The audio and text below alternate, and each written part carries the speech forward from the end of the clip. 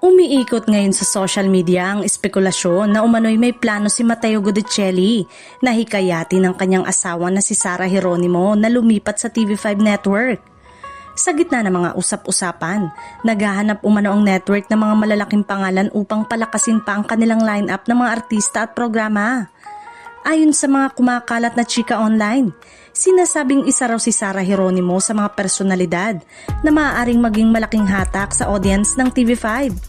Dahilan upang maiugnay ang pangalan ni Matteo sa umano'y pag-recruit o paghikayat sa sariling asawa.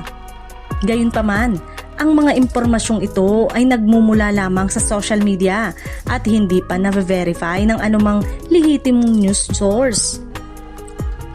Hanggang sa ngayon, wala pang opisyal na pahayag mula kay Matteo Guidicelli sa kampo ni Sarah Geronimo o mula mismo sa pamunuan ng TV5 na nagpapatunay sa naturang espekulasyon.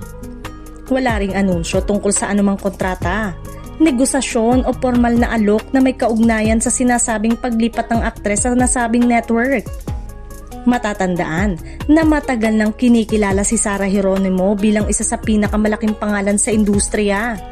Kaya hindi na rin bago ang mga haka-hakang iniuugnay siya sa iba't ibang network at proyekto.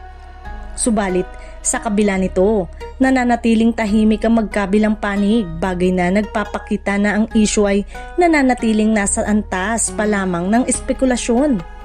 Samantala, si Matteo ay patuloy na sa kanyang mga personal at profesional na proyekto sa media.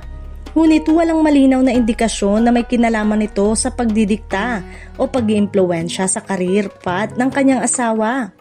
Ayon sa mga malalapit sa industriya, ang mga desisyon ng mga artista ukol sa network at proyekto ay karaniwang dumadaan sa management at formal na usapan, hindi sa personal na ugnayan lamang.